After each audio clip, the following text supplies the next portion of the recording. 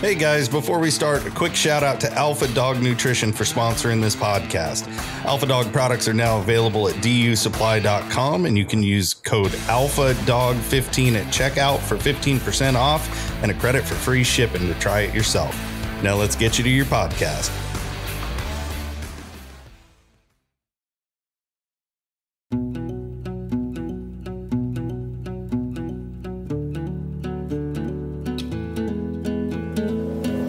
Actually click the button. Okay, well, it only showed up the countdown on your side, so I wasn't sure if it was going to record my side too, but it looks like it's working. It's only been 4 years. We're still figuring this out. There's a lot of moving pieces today, or this week. Oh, no kidding. You got me sitting down here to do a podcast. I know, I had to schedule it. Your fans asked for you. That's what it was. The one person. The one person. You know who you fans. are. Yeah, exactly. No. I seen you sent an email that I didn't pay a lot of attention to. Podcast talking points. Yes, you kind of got a rough draft. This. Not that we ever follow the schedule. That's why I don't plan it until right before we do it, because it's going to change 100 times if you look at it 100 times. I do got a hard stop. So Jason, I can't even tell time, but I got to pick Brad up from school and then take him to school to go build some 25 colors. That's all right. To work. Get him working. Yeah. These new collars, these extended life battery collars that we got. That's the good thing is it's awesome that way. There's a couple benefits. The pain in the ass is it is work for us to build. We're now assembly. Now we're a factory assembly plant for Garmin. And Bradley colors. thanks Garmin, because now he has plenty of work to keep him Job busy. Security. I have to give him a raise at some point. You can't give him able to eat for food. No kidding. That boy's got some expensive hobbies. RCs and he's getting out motorcycles. But boy, his truck's gonna be set up before he can drive. Like his winch and bumper. I had to slow him down a little bit. He's ready to buy the whole thing. I'm like, hey. It's gonna be outdated by the time you get to use it, out of warranty. It's all rusted and winch ain't gonna work. Nothing's gonna work because it's had to sit for so long. Right. Oh, but yeah, no, he's definitely itching to get a truck set up. So he's not far away, right? No, we're waiting for so I kicked him my first winch I bought. So it's like 1999. I bought. Was this a winch. Warren winch? Yeah. Oh yeah. For all of our loyal listeners. I'm still on the Warren train. Still running Warren, just so everybody notes that. Yeah. Long story behind that, but anybody's you can been around check out enough. Episode number. I can't even remember, but it was a good one. That was my YouTube or my rant. Anyways, I want to go into the history of war, but anyways, He's got this winch, and so we kicked it to get it rebuilt because it had been sitting on a trailer for a while, and then Mike cut it off and threw it in the shop, and anyways, we had this winch just been sitting behind the shop for a while, and so we took it off, took all the spool off, and basically rebuilt it, put the new motor on it, and new solenoid pack and all that, and then we're going to put a synthetic line. So I got nice. I got an order of synthetic line that we're going to put on there, and so he's getting a winch for a deal. Like he was going to save up his money and spend $1,000 and $1,200 for those winches, and I'm like, God. Why is he buying winch line? You need to learn to build. You're starting at the top. You need to start saving some money and learn to. That's what I told Danny. If I had we got 3 boys coming up, and Colin's 8, Connor's 6. Like they're at the age if you're not building something with them, they are building something, and you should be worried. Right. But we're at a point, you need a shop. I grew up in a place where we had welders and plasma cutters and, we did body custom fabrication, hot rods and muscle cars. And that's an intricate part though. What you're doing with him is super cool because it's that's a cool age. I'm looking forward to it with my kids because they're transitioning, and you learn to save that money, man. You get those W leads. They work instead of the The winch line, what are you doing? You got like 10,000 of them. Just hook them together. Just hook them together. Yeah. Trust me, it works. I'm telling you. We did order. It is the same material. It's the same stuff. Yeah, but no, that's what we did. Is we got a bumper because he wanted a bumper on it, and I'm like, okay, so instead of just buying the bumper for Christmas or whatever it was, we're like, okay, we'll buy you the plans off of Etsy. There you go. I kicked them to Brian Sorelli. And I was like, hey, Brian, can you cut me, use your laser? Prefab. This is the part where he's still got too many friends. You know what I mean, Bradley? So I'm like, which I have a plasma cutter. We should have laid it out and did it on a plasma cutter, like old school, like redneck, like what I used to do like as a kid. Real people. Right. Not kick it to your buddy with a laser cutter and be like, hey, can you cut this out from your laser? Can you CNC this for me? Right. So we used to use torches, buddy. Do you remember that? Like just torches. Yes. Yeah, exactly. So hold on. It's getting hot in here already. I can take my sweatshirt off. Oh, man. He is dethroning right now. I forgot to charge my headsets. So my earbuds, I got these stupid headsets. I need to get a wired pair of headsets for this. You'd think I'd have one, but these wireless ones I got to charge. So I got the plug-in on there. But anyways, so Brian laser cut the pattern. So we bought the pattern off of Etsy or something like that. And he cut the pattern out, so we got all these pieces, these little pieces of metal. It's like IKEA. Yeah, you got an IKEA bumper from Brian. There was still some, it wasn't. So I went to Harbor Freight and bought a brake, which for anybody that doesn't know what a metal brake is, it's like it basically bends metal. And Harbor Freight, for anybody that doesn't know what Harbor Freight is, it's like a cheap ass tool store. It's the best. It's awesome. Like I can't drive by a Harbor Freight and look at it and be like, I don't want to go walk through there, buy a pair of cheap pliers, and a pair of cheap. Oh, they carry Highline Chrome Verandum or whatever. Oh yeah, I got my plasma cutter came from Harbor Freight, and so, anyways, this brake did absolutely nothing on this like 3/8. It was too weak. Steel bumper. Steel. Yeah, it's not 8. It's like 3. I mean, it's thick. Like really, I probably should have made it thinner because it's freaking heavy on that little Ranger. But it ended up being like a vise. We basically just put it in there and it just held the metal so we could just beat it. And we couldn't bend it, so we actually had to take a little grinding cutoff tool, and cut the little tabs because it was laser cut, so it would be tabs. So you should have just, if you had a real brake, you could just folded it and bent it where you wanted. But since we didn't have a real brake, we had the Harbor Freight one that didn't do anything. So we'd end up grinding just to the point where it was going to snap and fall off. Yeah. And then I'd have them tack weld it, like tack weld it. So we tack weld it to hold it. And then we'd bend it till just about the point the tack welds are going to break. And so we tack weld another spot, and structurally it's sound.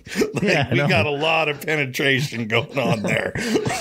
Just to get the bend right. So once we got the bend right, we got the right angle, then we'd weld a good bead on it and sturdy it up. But yeah, we were scratching our heads there for a little while. So this was like a perfect opportunity for Brad to see how to like overcome problems. Number one, I'm maybe I'm just blowing this up, whatever, but I'm like, this isn't working the way it was planned. It's supposed to be nice and easy with a brake. Like no fault of Brian Sorelli. He did a great job. No. But but just to me, like, okay, well, we'll take this and we'll start to bend it, and then it'll snap off, because if you bend it too much, it snaps off, and then you're left holding it and trying to line it up. But I was like, if we just bend it, and then you just feel that point where it's starting to get weak. And I'm like, okay, whoa, take a tack and just tack weld it and reinforce it, and then start bending it until that tack weld's just about to break, and then move the tack. And anyways, it's like it came out. Yeah, just go until it starts getting loose and stop. Oh yeah, we had because the other project that Mike cut this he cut this winch. I told you it was on a trailer. Well, he must have taken a sawzall or something and cut these bolts off. So I got rusted bolts in my winch, that we're trying to. You can't get You can't get a socket in there. No, you don't socket, no wrench. Wobble. You can't get nothing in there. You pretty much get a flat screwdriver and try to pin it up against the edge. Yeah. And then you use a pair of pliers to grab the little bit of nub that is what's left of the bolt, because he cut the heads off the bolt. So it's basically, I mean, I was looking at this winch like, dude, I don't know So they're loose in there, right? Because he cut off the bottom side. They're rattling. It was junkyard demolition is what happened. Yeah. And so when I got this winch, I'm like, dude, it took us literally an hour and a half to get 4 bolts undone. I guarantee it. Because they were rusted. And so again, another opportunity for Bradley to see like the redneck ingenuity of like what he does. You know what I mean? Like we're gonna bring out the torch and start heating the shit out of that bolt, that nut. Yep.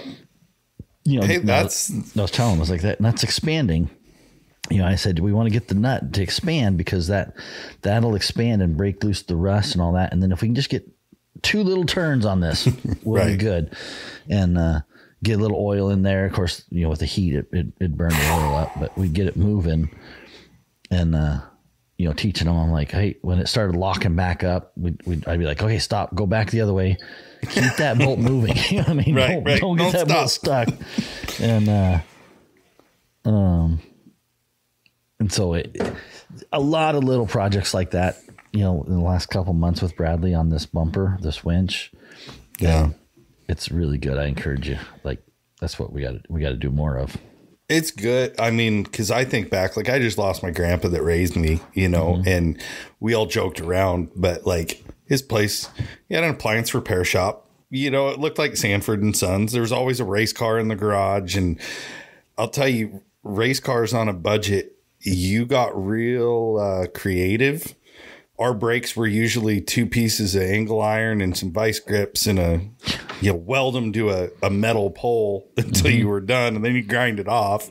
Yeah. But you know what? Those are the things that get you through and learn how to problem solve. And that's something I think young men, like if they don't have a dad that's like teaching them, or somebody, a figure showing them that kind of thing, it's hard.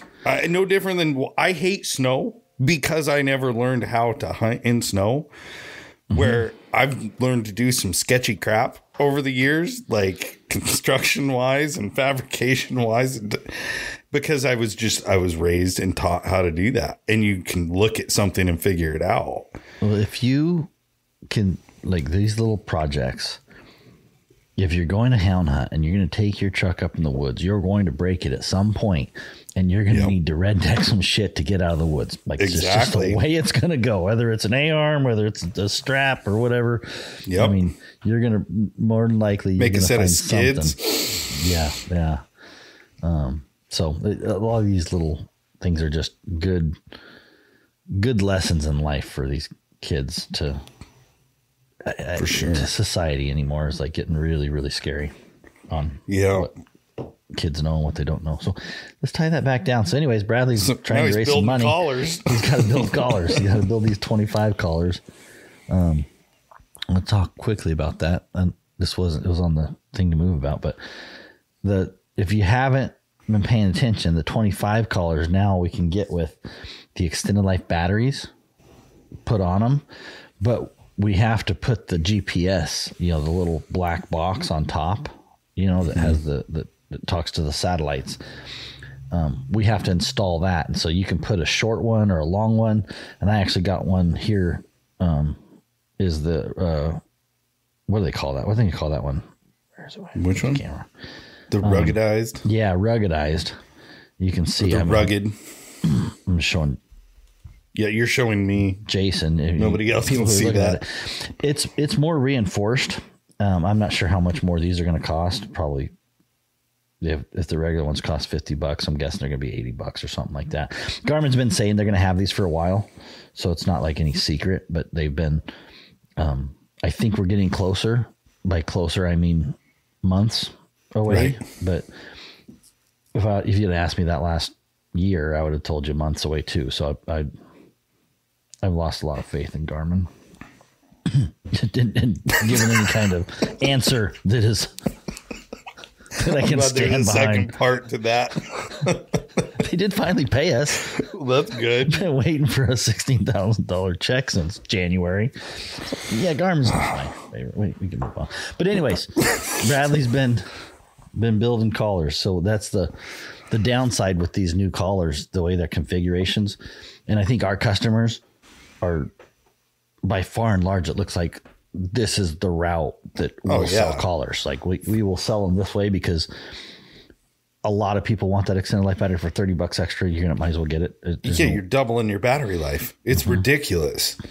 And it just means that we have to build collars every week to sell. Right.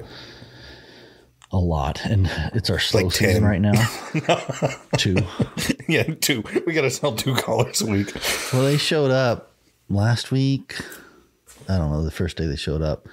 And so I was all excited. I hop out there to just start building them or whatever. And I'm like, I got distracted like 10 minutes in. I'm like, this sucks. This is running the screwdriver. Like, I was already thinking, I'm like, man, we're going to have to like, one option, and I don't know that I'll just talk, but one option, I was like, man, we're going to charge $5 for somebody to assemble these. We're not going to do that yet. Okay, guys, don't. You're safe for now. Get it in quick. Get it in quick. But man, come November when we're selling 100 collars or 200 collars and my fingers don't work anymore, I'm going to be like, hey, you want me to get off my ass and go build that collar for you? $5. Buddy's working nights. He's moonlighting again. Okay, I'll put the collar together for you. We'll get you the shop address. Just send a keg of beer down. Oh, but yeah. Anyway, so the plan is to have part-time. So right now, Bradley or whatever, but come in every week, build. So they come in cases of 36, and so we'll get 36, and he'll assemble them, and so they're all ready to go. And hopefully on a Monday, Monday morning, we don't come in and have to start building collars to ship out because it'll buy you till Tuesday. Yeah, it's just a logistics thing. You know what I mean? It's like, man, because we're such a small team that we're on and you're over there, so you can't help. But right, the phones blow up. We're trying to package orders. We're trying to ship orders. We're trying to answer emails. There's just a lot going on. And but hold up a second on that, because a lot of our listeners, I mean, are new to us. I mean, really, like the team Buddy is literally working more than I've ever seen you work actually lately. You're in all the time. We got Jess, we've got 2 Mikes and Haloti and myself. And then you got your son. So are you like 6? I can't count. Yeah. 6? I mean, are we counting you full-time, time and a half? Me? Not even full-time. So Bradley and Buddy 10%. Make 1, right? So me, Jess, Mike, both Mikes. So 6. I think 6. We'll probably, like I said, depending on Brad, he wanted some extra work. He's after school, so it's like an hour. It's not even, I don't even call him a legitimate employee, but we probably will, and I figured this out as we roll out of our slow season, going to the fast one, we'll probably have to bring in another part-time or 2 for some of these staging stuff, where we're staging parts and stuff like that. So anyways, that's the little spiel on 25 collars. We can get them now. I'm going to get off this topic, but $379.99. Don't quote me on the price, but I'm pretty sure that's what it is. That's it. And you can get it with the full size GPS strap. You can also, we don't have them on the website with the extended life battery with the 0 band, but you can call us and we can definitely put the 0 band on that. I just didn't want to make it so confusing that there was so many different options. Right. But you can configure these collars with a mini size with a regular battery, which we figured if you really want the mini size, you don't want the heavy battery on it. You can do an extended life battery with either strap, the short one or the long one.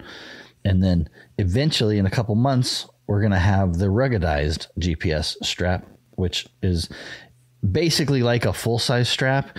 It just has more protection around the wire, I'm holding it here and it's just really thick rubber around the wire. I think the wire looks like it's reinforced. I haven't cut this one up yet because I gotta wait. When I can buy them myself, I will cut one up and see and destroy it. But I'm just running these to check them out, see what I think. Me personally, if I was running rough game, I'd be like, yeah, I don't know that I would buy this ruggedized one right out of the box. But if I broke my antennas, I probably would replace it with that, I'd right? Replace it with the ruggedized one. That's my thought. Know that it's kind of like that extended life battery where I was like, man, I don't know if it was worth it. I can tell you, for me, it wasn't worth it. Yeah. All of my collars are regular batteries for my TT25's. Right. And now I'm like, I wonder if I should sell these and then buy the extended life battery versions for the $30 more. Because it's affordable. Yeah. It's not $100 for a flipping battery. Like guys that wanted to add that on 6 months ago is a totally different story. For now, $30, dude, that is the cheapest insurance policy you are ever going to have. Yeah. Yeah. So I don't know. It'll probably be a $30 add-on for these ruggedized ones when you buy it with the collar, because I'm guessing these are going to be $79. I'm totally guessing. I don't know what the price is, but I'm guessing they're going to be $79, $89, $90, somewhere in that realm. They're going to be more expensive, I'm assuming. And so you could probably upgrade it when you're building the collar for a cheaper price. Right. But for somebody like me, I'm not going to go spend $80 on this until I break my other one. For this ruggedized GPS strap. But the extended life battery, like I said, I never did upgrade those for $100, but now if I buy a collar, 100%, it's going to come with an extended life battery. Because it's the $30, I can definitely justify. I just couldn't do the $100. So, yeah. And then I seen some posts on, I'm talking a lot, but, that's okay. The 25's and the bark detection. I hate this topic, man. Because it sucks. I hate it, man. I have people who are like, you need to tell them this, and you need to tell Garmin that. And I'm like, you know what? I want to tell Garmin. I want to tell them to take it away. Take out bark detection. And then they're like, no, don't say that. Right. Yeah, that's my deal is I'm like, man, they think this is a feature, you know what I mean? And I was never happy with TT15's and 15X bark detection. Like I never really I had dogs, Shy. Man, she would just peg it. Yeah, she would bark one time and it was like, pegged. Well, I was like, that was just a cold trail. You know what I mean? She's just pissed off, cold trail, an old dirty old cat track. And that thing was just like pegged. And I'm like, that is not a good track right now. You know what I mean? And then the bark detection was like, we're going. I'm like, no, we're not going anywhere. We're going to just sit here and boo-hoo that we can't move this thing. And then I'd have like Shelby, which is a chop mouth dog. I mean, just burning on a jump track, just burr, and that thing was like not showing any barks. And I'm like, okay, you pegged out the bark detection on a cold, just basically saying I could smell a cougar was here 3 days ago or whatever. You know what I mean? Like that bark was like full bars, and we're going to catch this thing is 0 bars. You know what I mean? And that was in 15 days. And so I really quickly realized that bark detection, and I want to say it's no fault of Garmin. You know what I mean? Like I'm irritated that Garmin puts it in as a feature because how can you make it live up to what it's supposed to be? Exactly. My thing is we need a sensor where we can turn it up or turn it down. You know what I mean? I'm like, man, let me dial the sensitivity on these per dog. Yeah. To make it sensitivity. Work, because other than that, I don't know how Garmin fixes this. I look at it and go, every dog has a different voice, a different pitch, a different sound. Mm-hmm. I don't know the full details of the sensors that Garmin's using. Whether vibration, it's not microphone. So I think it's some type of vibration deal, I'm sure it's a vibration, like duration measurement, and then it calculates. Something, yeah. So they got some metrics that they're trying to do it. And it's challenging. It's just a challenging game. So guys in these 25s, there are definitely plenty of guys, and I've seen the same issues where I'm one of them. I'll have, sometimes it works awesome. Sometimes it works really crappy. You know what I mean? And I'll have it work awesome for 5 minutes, and then all of a sudden it stops working. I'll have them not work for 5 minutes and whatever. And this was when I was really paying attention because I was trying to figure out and help fix it, I guess would be the way of saying that. I just gave up. I'm like, dude, this is way too much time and effort for me to try to package this problem up in a format that an engineer could fix. You know what I mean? Right. And that's the problem, right? Is we're taking an issue that's a dog. And so Joe Blow on the internet, my dark detection doesn't work. Okay. My first question is what kind of mouth does your dog have? You know what I mean? Well, it just barks. Okay. What? Is it a ball mouth? Is it a chop mouth? Is it a squall mouth? Is it you know what I mean? Is it a squealing bark? Is it one of the running dogs? It's like, yeah, is it a low bark or high pitched? You know, and I'm like, so automatically, just out of the gate, we have 10 different types of, barks. And I'm like, okay. And then next it's like, well, how often is it barking? And okay. And then how tight is your collar? Is your collar too many variables? Is the collar in the bottom, towards the body of the neck, or up nice and high up under the chin? And, and then of course, Garmin's not going to answer some of my questions, but I'm like, where's the sensor in the collar? You know what I mean? Like to dissect this down to a problem to be solvable, it's a pain in the ass. It's a pain in the ass. And so I've just given up on the bark. I've totally thrown my hands up on bark detection, and I'm like, dude, maybe it works, maybe it doesn't. I'm not going to sell you one and tell you that it barks. Hopefully we should take the bark detection off our website. We should take that off as a feature. When I talk to guys, I mean, when I look at that, when I get a feel for it, because I am one that I love the feature when it works right, because where we hunt, they go over the ridge, you'll lose hearing instantly. But if they jump it within the first couple 100 yards, I mean, I don't want to spend an hour driving around to the next side when they're jumped. And I know that, but God, I will talk people out of that as a selling point for the 25s. Cause it is just really, if people, if they're like, oh, I want bark detection, I'm going to buy it. I don't know what to tell you. It's better to just figure it doesn't have it and be pleasantly surprised if it works. Yeah. Bark detection. We should put a little note on there. Check our website right now.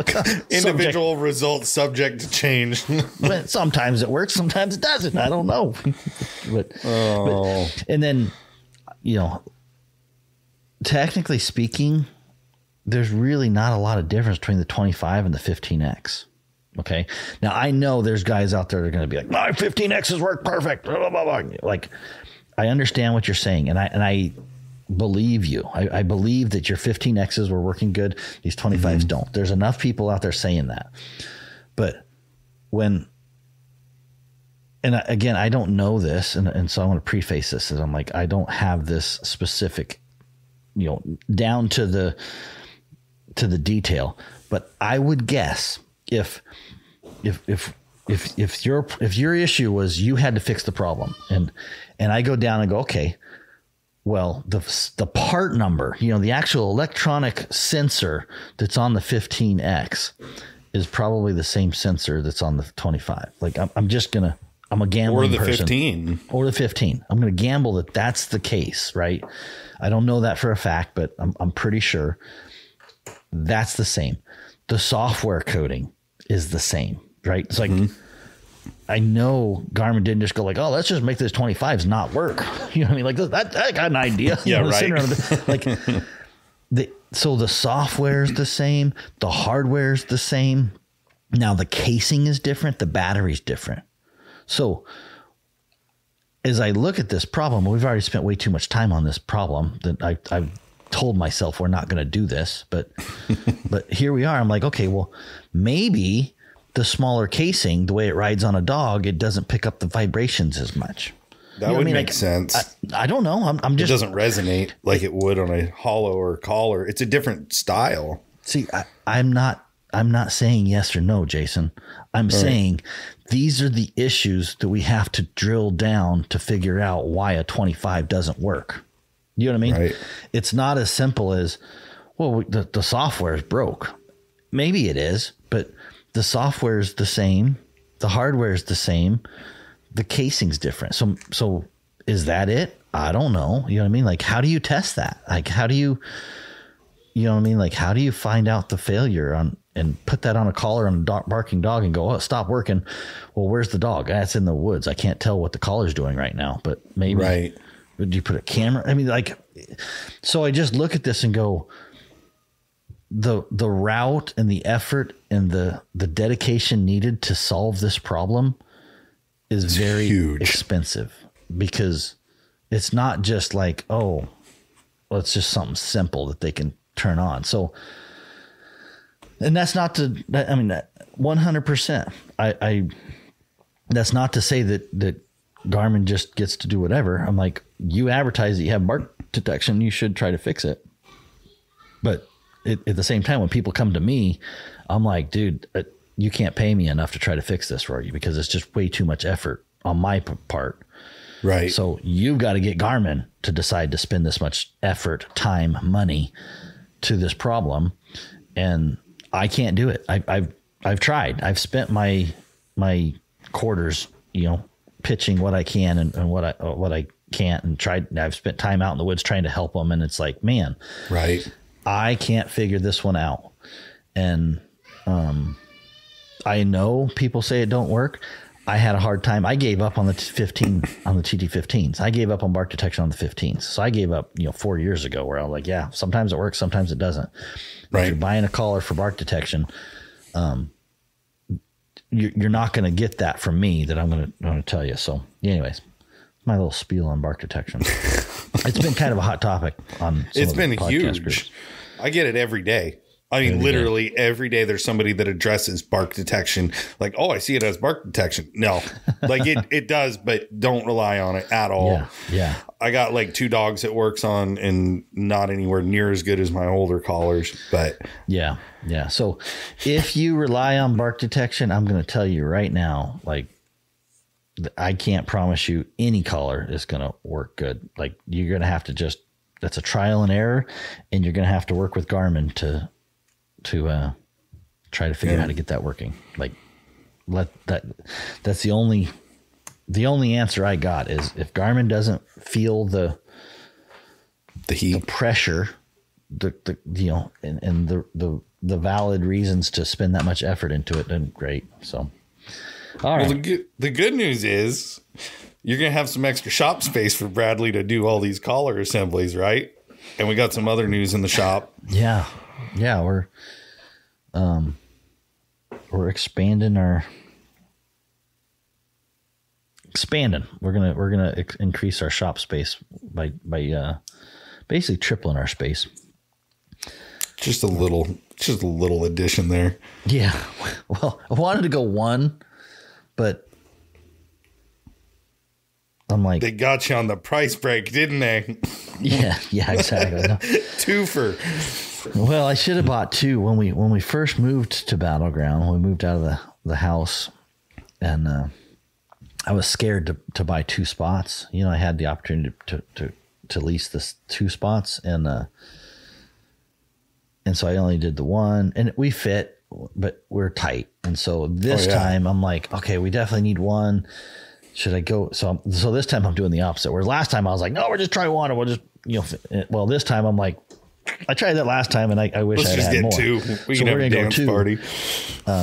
So we'll have a bay open, and my hope is that we'll be able to bring some like dog food in and some larger spacing. So we have the print shop that we'll be able to bring into house. We'll have some space area to work on stuff. Maybe even some dog boxes we might be able to start stocking. Sure. If we and can local get pickup dog food. I think we should clarify that, because a lot of our listeners.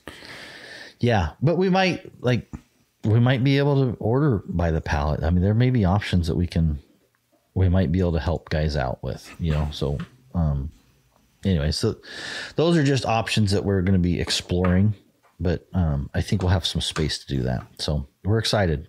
We pick up the keys July 1st to the new space. Do you know, or have you committed to certain brands to bring in and have in the shop for our local guys? For food? Yeah. Dog food? That you can talk about committed. Right now? What's that? That you can talk about? Yeah, I'll talk about whatever. So Inukshuk is definitely all over the place. They are definitely hot right now. I've been testing some of their stuff, their food, and it's good. Like I said, I don't have any complaints with it.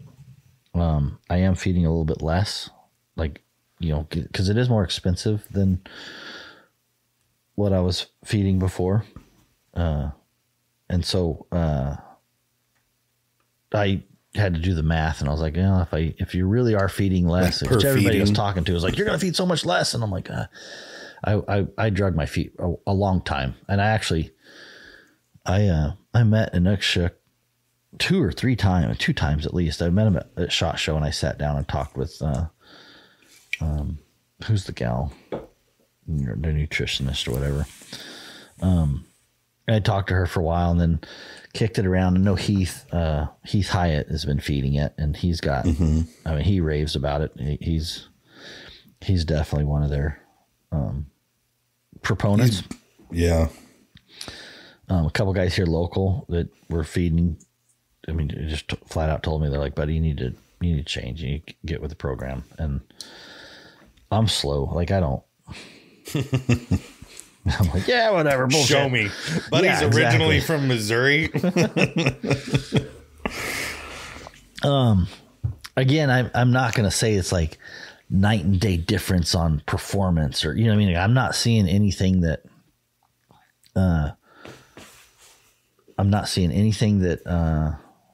is oh my gosh, this just blows the water off of performance or not. I am feeding less. The economics in where I'm at is definitely working out in the economic side, where it's on par, and I think that's kind of normal. So yeah. So you can't go by cost per pound because you're feeding less, and so you go by cost per feeding per day or whatever that you feed. That seems to be pretty average. The feed's good. The dogs love it. And then there's a couple other guys that are trying it, and trying dogs. I can tell you one of them is done. He's not switching to it. He's going back. And so, I don't want to say names right now or anything like that, but it's a mixed bag. I don't want to say it's everybody's sold on it. He had one dog just absolutely refuse to eat it, after really 5 days, just 100% would not touch it. And, crazy. Went back to high standard and started chowing down again. So I'm not this is the problem with dog food, right? It's kind of like bark detection. I can't promise you what's going to happen with that dog. You know what I mean? What it is. I've had dogs refuse to eat my feed, which gets old after 9-10 months. I've had dog food go sour. Smells like chemicals. Dogs won't touch it. Yeah. So there's these recalls out there. The dog food world is actually a really scary place when you start looking at it and going, okay.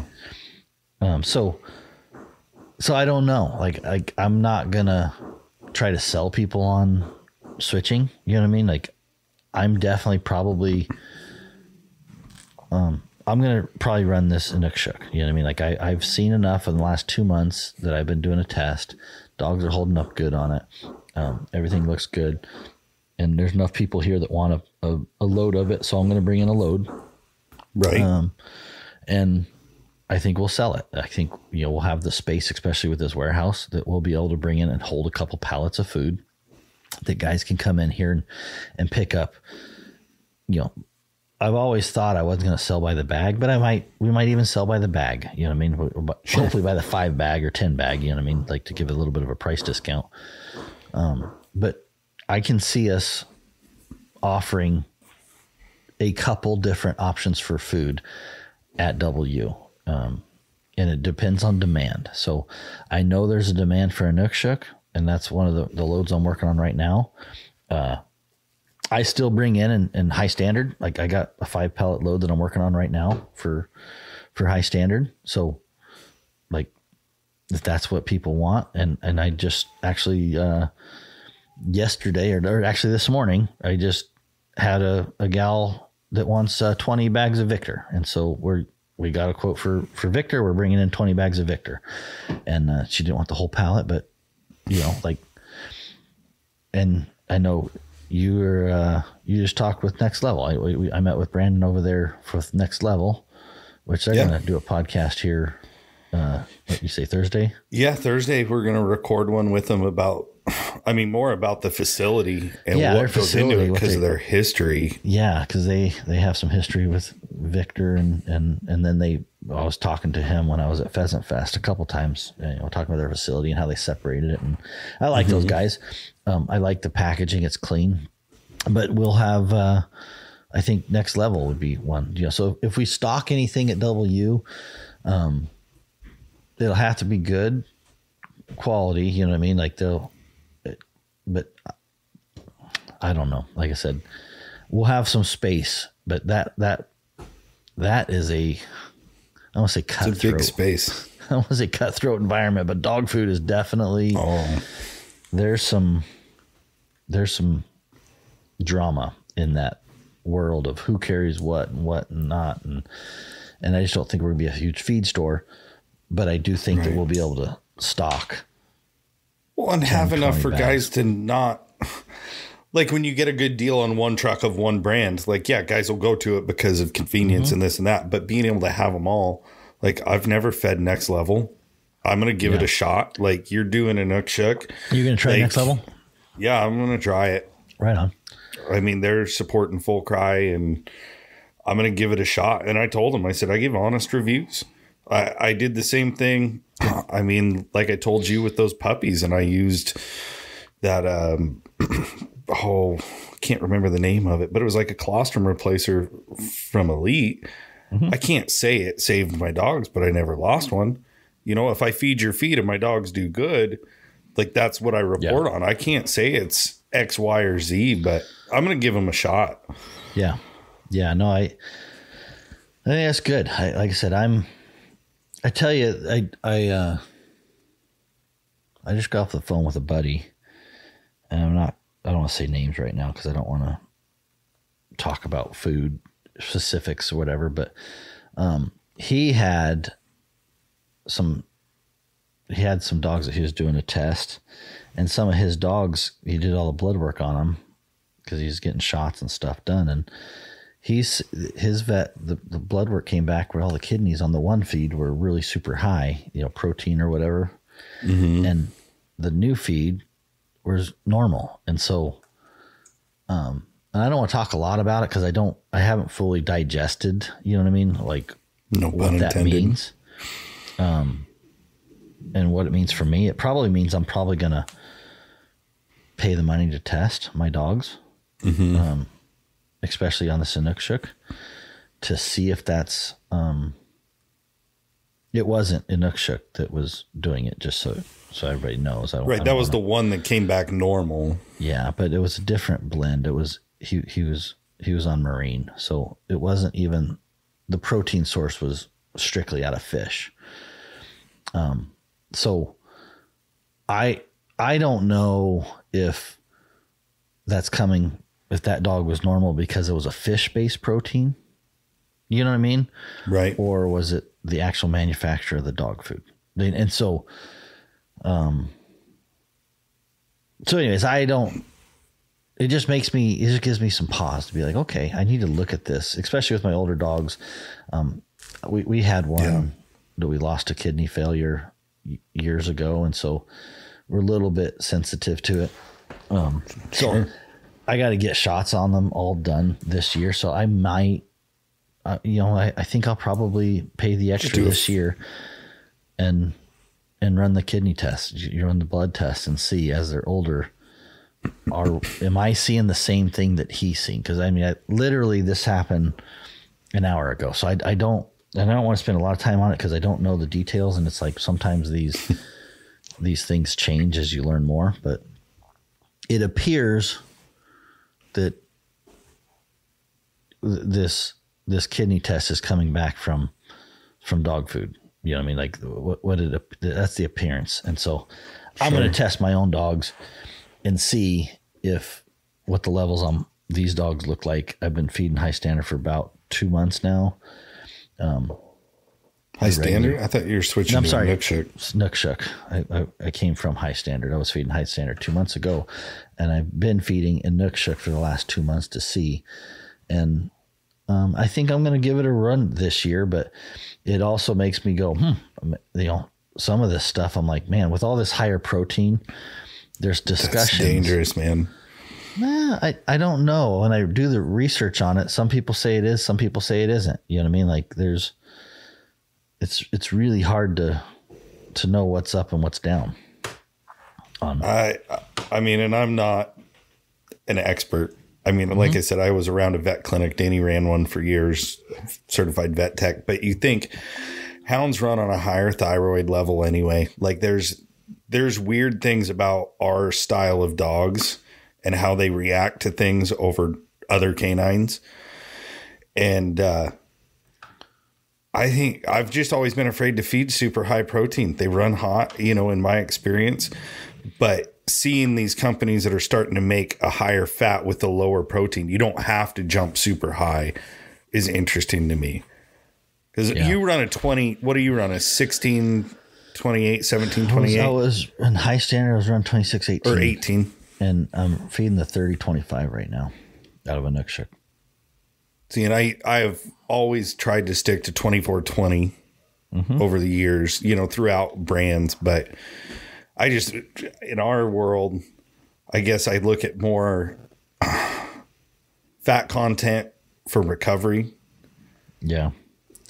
But when they're out for 2 days, you definitely see it. Like the higher protein with the muscle build and all that definitely helps. But I've just always put more value in fat content.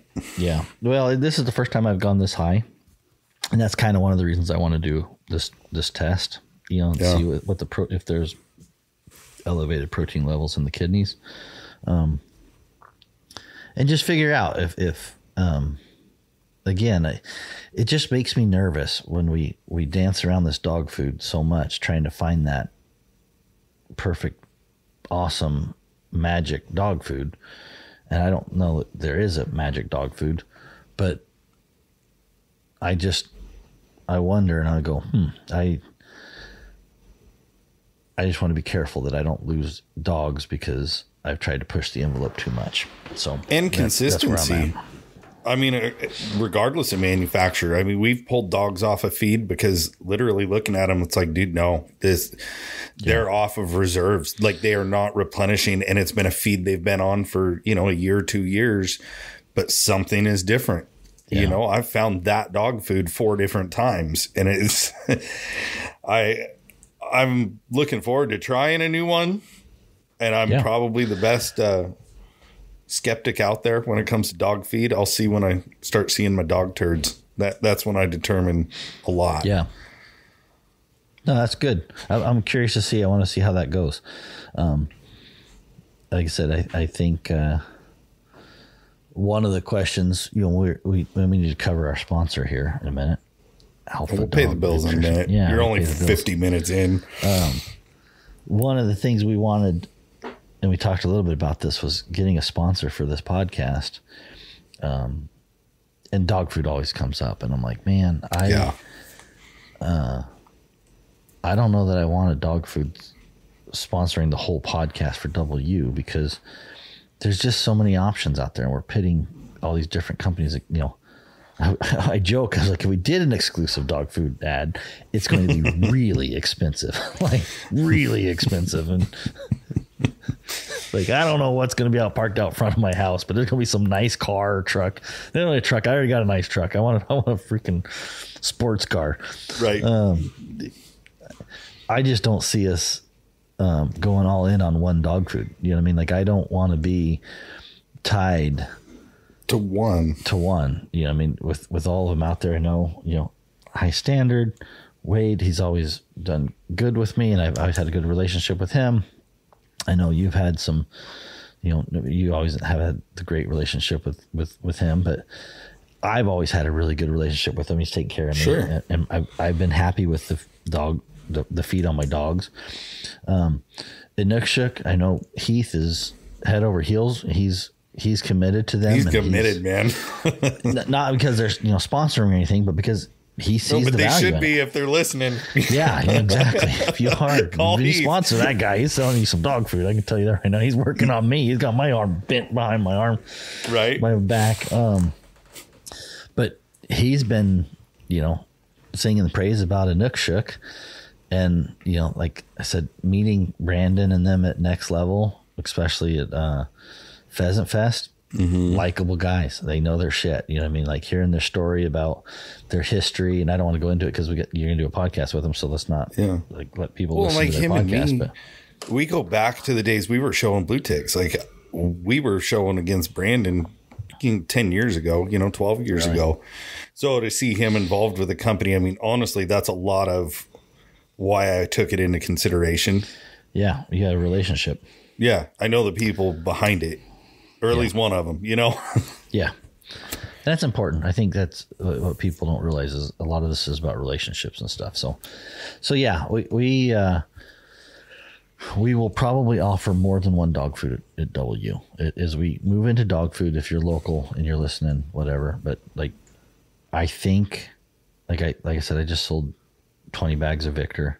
Not even trying, you know what I mean? Just like, hey, somebody was asking, can they get this? I've started this group. Yeah, plug the group. Probably that. I don't know what it's called. I just started a personal group. You can make me look it up. Battleground dog food, bulk bog. I don't know, whatever. But it's something if you're like local, that. And I just want to, like, I've always had the opportunity to get on these trucks of dog food, and so I kind of want to try to bring that a little bit more convenient for people, because before it's been like we've had a whole semi truck. It goes to Moppin, shows up at John's house. We all show up. We get a tractor there and we just unload it, and we go through 20 pallets of dog food. I think with the space we're going to have, we can afford to go buy a forklift, and I can bring in a truck, whether 5 pallets at a time, or I can work from a local distributor and bring in 1 pallet at a time or 20 bags at a time. Mm-hmm. I think we can price some of that dog food out and at least hopefully beat. You know, my goal is to be a little bit cost effective compared to what people can get it now. But I'm never going to say that we'll be the cheapest. So I don't want, you know, you might be able to get old Roy for $10 a bag because they're seconds or whatever. You know what I mean? You're not competing against that. I want a decent, you know, so hopefully there's a price structure so that we can go, well, we have, what's Next Level's? They have Next Level and then they have another brand. Stratus. And so their Stratus brand is a little bit lower cost, right? And their Next Level would be a little higher cost. And then, you know, a Inukshuk might be even more expensive. You know what I mean? So it might be something like, hey, it's definite tiers. We can find the feed that you want. You know, whether we look at all the options, and it's like, man, there's a lot of options out there. So, like I just told those guys, we want to feed the best that we can.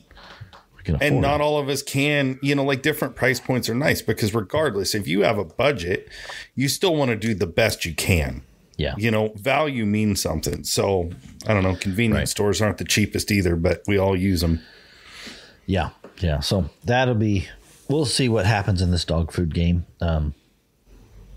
That I think, like I said, I literally was an hour and a half ago that this kidney test came up. I still need to call him back and chat. And but I think I'm going to run blood work on my dogs. And so not a bad idea. We may have to maybe we'll talk about it once I've thought about it a little bit too. Please do, because I might have to do it too. But mine has been they're expensive. Jason. It's like $100 a freaking dog. I know, but you know, I was on the same stuff. I mean, I stopped probably 4 or 5 months ago. But if it's popping up in yours, I'm looking, and so because I'm a cheap bastard, so I'm already looking online. I'm like, hey, is there an at-home kidney test or whatever? And I found this kidney test online. There was a saliva test, kidney dog testing, and so it was some kind of like saliva test that they did, and I don't know if that test. And so I sent my buddy, I sent him some questions that I had when he's going to talk to his vet, because literally these tests just came in, so he's got an appointment to get the actual tests and look at them, and he doesn't know. It's all, I mean, this is hot off the press. So I don't know the levels. I don't know how, when they say it's high, I don't know if it's still in the safe zone high or if it's out of the safe zone high. I don't know. Like I don't want to, blow things out. But anyways, doing some research, because I'm like, man, it would be really awesome to find an at-home test that a lot of us could do. And I could send this to a couple different hound guys and go, hey, can you do this test? So that we can kind of see if this is something to be concerned about on some of these feeds or not. And so I don't know, but there was a test online that was like $20 for some kidney function test or something, but I didn't recognize the name, so I don't know if it was legit, and if it actually tests the proteins from the saliva. I don't know what you can test, so I got to do some more research. But dog food's scary. Dogs are scary. Like, oh yeah, I mean, you're talking about an animal that is pretty dang valuable, and sometimes it's not just a $10 a bag you save on dog food. You need it to be safe, what I mean? So, but like you said, a lot of us, if you've been in this game long enough, you've lost a dog that you have suspected to kidney failure. Like, it's very distinct when you watch a dog go through that. Unfortunately, I've seen it more than once. And I mean, I've always thought some of this has got to be tied to the diet. There is something, that is causing this. Right. But you never know how deep a pocket you got. I mean, you got an 8-year-old dog that dies of Lyme's disease potentially. Well, was it really? Or was it just kidney failure from unknown causes, higher protein levels? Yeah. And so follow up part 2. TheKidneyCheck.com is what I'm looking at. And they're like 25, if anybody's done this, guys, let's see if anybody can help me out here. If anybody's done this, kidneycheck.com, where it's like this at home, they got it for cats and they got it for dogs, but it's like a saliva test. I'm curious, whether you're a vet, whatever, I kind of want to know, is there a good at home that's not $100 in a trip to the vet? Because when you take 6 dogs to the vet and then they charge you a visit fee, and then now that you're talking $200 a dog. Like, that adds up way too much, man. Right. I want the $20 options. Like, hey man, I would check all my dogs for this. Right. So anyways, that's what I'm looking at, is this kidneycheck.com. I just don't know if it's a scam. Well, for $20, it might be worth it. Website. Oh, for $20, I'll take the scam. Yeah. But if somebody it's a knows, lottery ticket for $20, it's a raffle.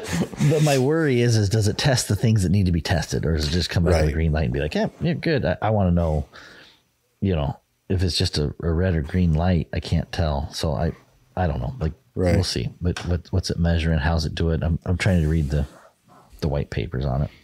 So anyway, help on that. I would appreciate it, because I'm curious about that, as far as what kidney disease and kidney failure and stuff like that in dogs. I think that's a topic we should maybe that's what we can do, is we can schedule this as a podcast to learn about, and I can, since I'm going to be studying the hell out of this for now. I'm sure we can find somebody to come on.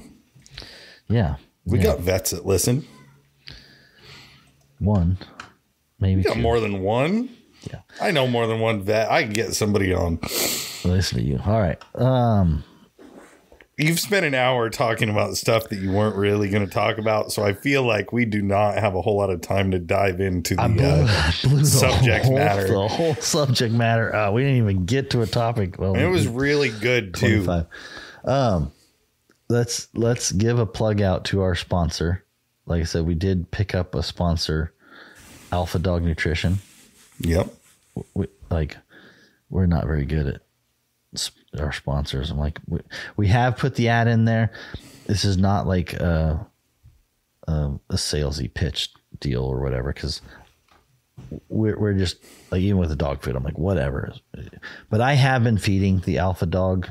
I switched over and did the Alpha Dog Nutrition. I know you got it because you know you're switching on that. You never fed joint supplement though before, have you? Not on these dogs. I mean, I have in the past. You know, when dogs got older, we do glucosamine and stuff like that. But at this point, my main dogs are, I mean, they're 6. They're at the later end of their prime, and I really want to try to keep them going. Yeah. That's basically why, because I got a big geriatric pack, man. Yeah, yours are all old. That was supposed to be our subject matter. Old dogs? Buddy had to get a puppy, and we all know how fun that can be. But the rest of them were all old and getting crippled up, huh? Yeah. I wouldn't say crippled up, but they don't hold up as good as they used to. So good dog food has been helpful, I think. I've noticed, it's hard to say because I've been feeding this glucosamine for a while. I seem to notice good on that, but even then I got dogs that, you know, they get done hard running. I got to give them a little carprofen or something. So I'm not going to preach this like, oh, it's just a magic drug and my dogs don't get sore. Like Shelby will come back and she's my worst case. And there'll be times where I basically, carprofen is like an ibuprofen or whatever for a dog, you know. She swell up at the joints? Not that I notice, but she just really gets stiff, you know. And so that night, if she runs hard or whatever, I'll give her a carprofen and let her relax. And the next day she's fine. So it's not like I keep her on it for a long time, but I would think, you know, without some of the supplements and stuff, I'd probably have a harder recovery, you know? Right. Like I think it definitely helps.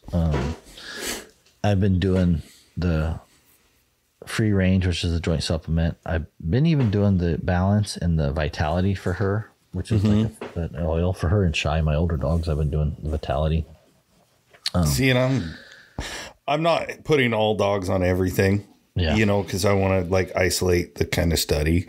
Yeah. But like the resurgence is a big one for me. I think going into warmer I'd like to hear weather, what your guys' thoughts on that resurgence is, for sure. Just like I said before, when the dogs were in their, you know, 3-4, it didn't matter. You could hunt them night after night. Like it didn't matter what you did. They were good. Yeah. But now it's like we are hitting that older age. What are you going to do day 2, day 3, you know, day 4 of the week? So I think in the heat that's going to be a big, I think so too. Like the bear hunting and stuff like that, keeping them hydrated, and that's where I think that one would be really beneficial.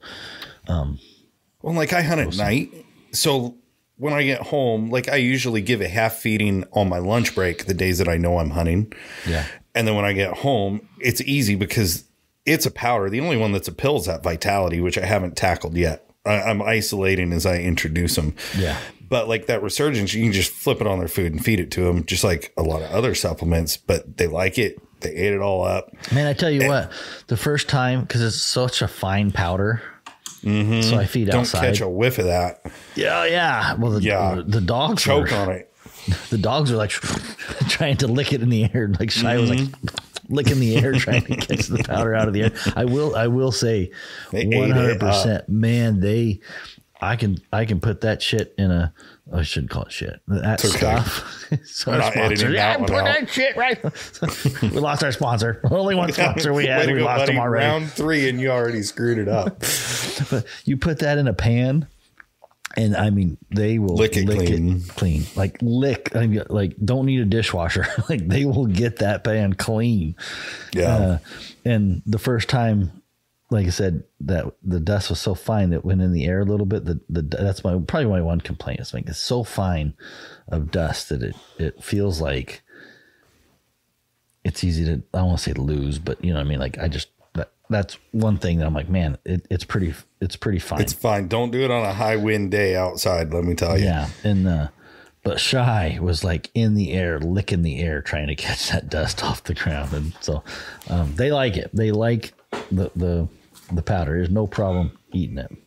Well, and the thing is, like, I will say, so to give people an idea, because my first impression when I got it, don't be surprised when you order it and it seems like a very small package, because they are a lot smaller than I expected, canister size. Yeah.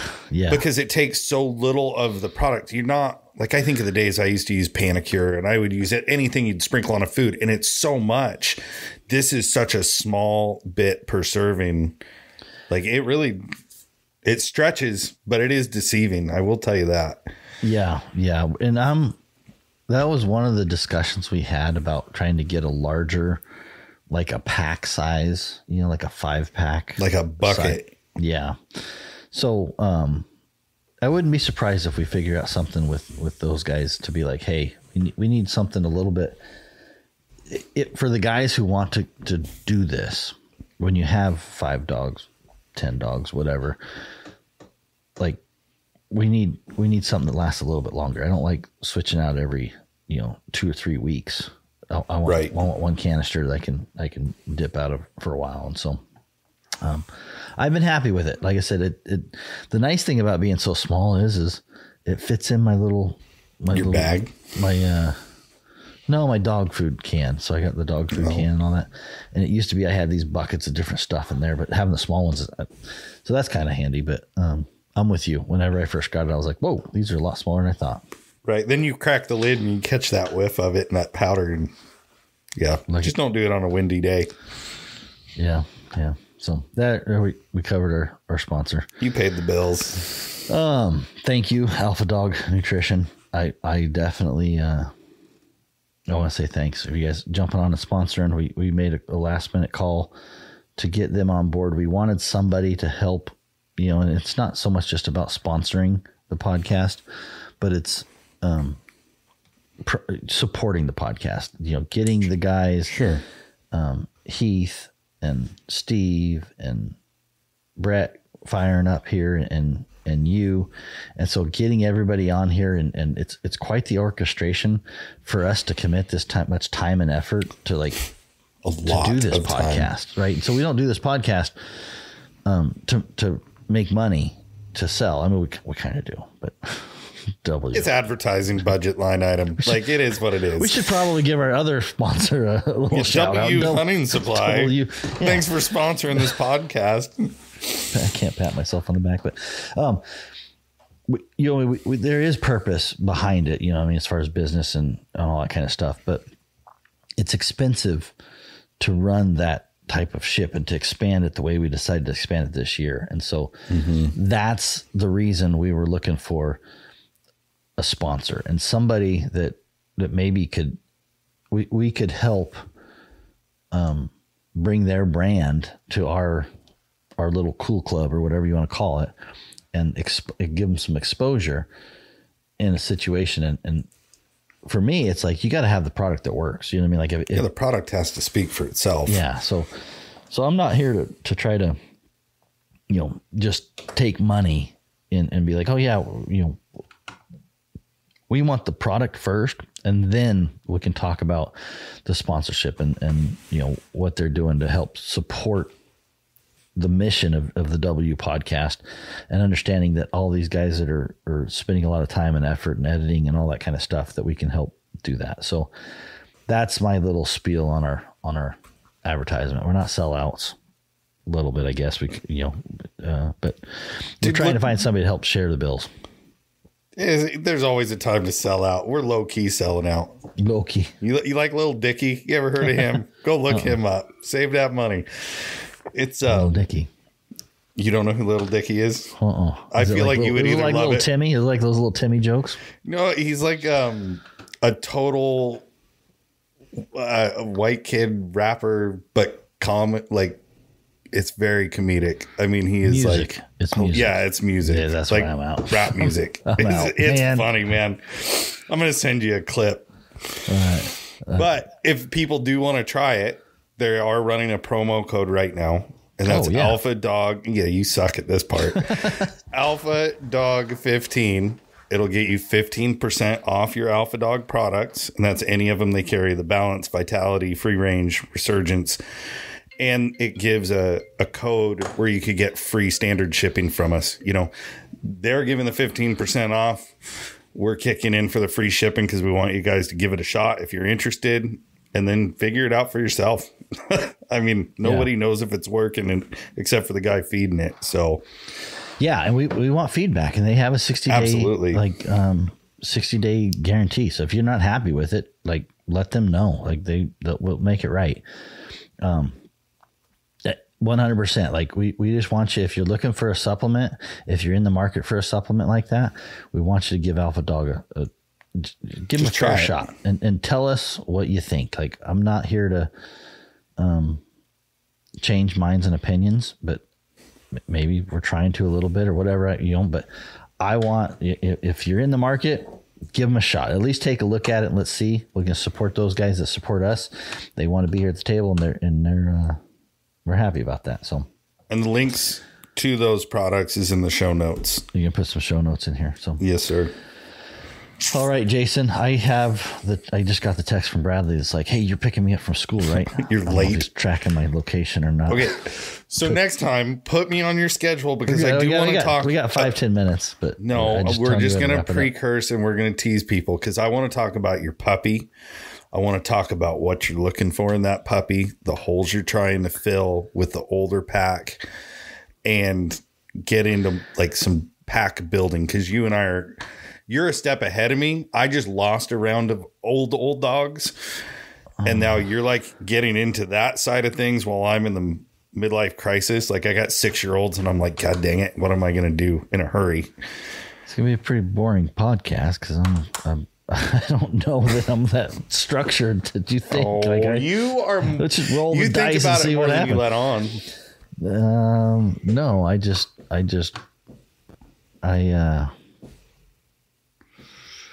don't think I think about it. I'm just learning to be patient. I'm just watching. There are some things I've seen with the pup that I'm like, which is really cool, is I've been able to call it. Like, I've been like, oh, that dog's about to do this. You know what I mean? Like, I can see that is one thing that I've been pretty chill. Like, my expectations have been pretty low, and I'm like, dude, this puppy may not make it. And I just been hanging back, whatever. But watching a couple things, and I'm like, yeah, that puppy's just starting to fire. Like, I'll watch her take off the road or whatever, and I'm like, man, and then sure enough, I take her on a walk behind the house, and she just screams out on a deer. I'm like, yep, I called that. Yep, time to go. I did that with a skunk. The day I didn't have any collars on her, no GPS collars. Like, I was taking her a quick walk. Oh no, I did. I had collars on them, but I left my handheld at work, so I didn't have an Alpha 300. You are a mess. You're a hot mess. Like, worse than me when it comes to gear. And so I was scrounging around trying to find a damn handheld, and I couldn't find one. So I was like, well, if it's worst case, I'll just go to work, go get my handheld, and then go find my dog. Back. But like 10 minutes, she came back to the house. It was good. But my wife was freaking out. She did not find that situation very entertaining. But when you've seen it before, I think that's the thing. And that was one of my questions I was going to ask you is, like, are you seeing things that you've seen in other dogs before and, like, knowing the roadmap? Because that's what, when I took the kids out, I think it was their last day of season here. We went out and I got this little walker dog that's, he was hitting that point, and I said, this dog is about ready to give me fits. He's either going to make it right now in the next couple of trips, or I'm going to know if he's not. And I said, he's about ready to run anything that lays a track. And sure enough, like that night we went out and I watched every dog check it. and they all came and sat by the tire, and I watched him throw his head in the air, and I grabbed the remote, and I knew it was coming. So he got his first taste of skunk. But it's like watching and knowing when that shot is coming and that dog's firing off is one of the coolest things you can experience. It's like, I'm doing something right. At least I'm like looking at everything that's happening. I'm computing it and I can read it. Yeah. It's a pretty cool feeling. That's probably, that's probably a good way of explaining it. Is I don't know that I'm this grandiose trainer, you know, that I've got this whatever, right? But I have chilled the F out enough that my ego is not blinding me to things. Where and it's a big change. I'm not trying to drive the ship. I'm not trying to drive this situation. You know what I mean? Like, that's probably the best way I can describe it. Is I'm just like, yep, I'm here. I'm out here doing whatever. I'm going to do this, and I got to watch the dog. I don't freak out when the dog doesn't do everything perfect. And I see these little things. I'm like, this is about to happen. Let me do this, or let me curtail this, or whatever. And so that's been cool. She is just starting to fire. Like, she is just any day now. And she'll hang in on the races a little bit. You know what I mean? Like, we haven't had any grandiose, like breakthrough moments. No, but she's been in she's in the right place at the right time. So when that does happen, when they do switch over to the jump or whatever, like, she's going to be there. So I can tell that I'm just comfortable. I'm just confident that it's just a matter of time before she sees all the pieces, the little piece that she needs. You know, she doesn't have it all together. She doesn't know what she's doing, but she's in the right situation and being in the right moment, that when those little things do happen, I have no doubts that she's going to be in the mix. And so she's not going to miss opportunities. I've had dogs that were sitting at my feet when those opportunities happen, and you're like, right, you should really be up there right now with those dogs barking and not at my feet. You know, I mean, Andy was one of them that she just took a long time. Andy. She wanted Andy. Yeah. Do you still have Andy? Yeah. Yeah. And she's turning into a really nice dog. Like, I almost took one of those. Yeah. She's a really sweet dog. Like, annoyed the shit out of me. Like, in your business all the time. Yeah, just wants pets. You know what I mean? Like she just wanted to be next to me. She wanted to be cleaning my boots on the road. And a smarter person may have sent her down the road long before I did. You know what I mean? I had to be pretty patient, but this pup is not like that. Like, way different dog. Whereas Andy missed a lot of opportunities and took a lot longer to get there, because I had to work twice as hard to get her in situations that she could figure out. You know what I mean? Like, one of the best things I did is I went up with Bart, and we did some of that cougar study where I could be on cats, on cougars right away, bam, bam, bam. And that helped. That's a difference. You know, so that was a really good opportunity for Andy that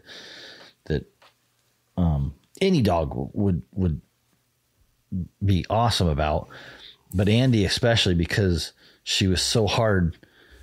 She was bonded to me more than she was bonded, and that's probably my fault, right? But, you know, I needed her bonded with the pack, whereas this pup is bonded with the pack pretty tight.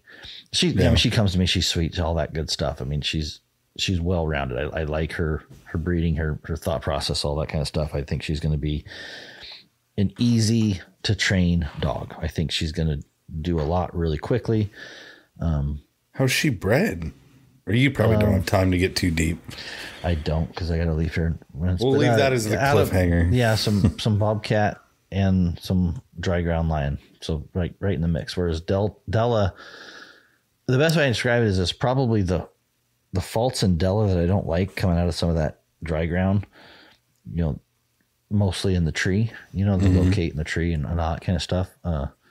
Which John says that they just don't have a lot of trees where they hunt lions. You know, it's just like we just don't catch them in trees very often, or if they do, they're small trees. They can see them.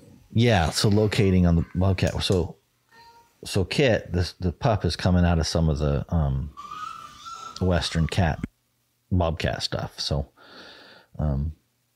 and comes out of that Southwest, desert dog kind of stuff. So it's kind of a mix of both. And secret sauce, I guess.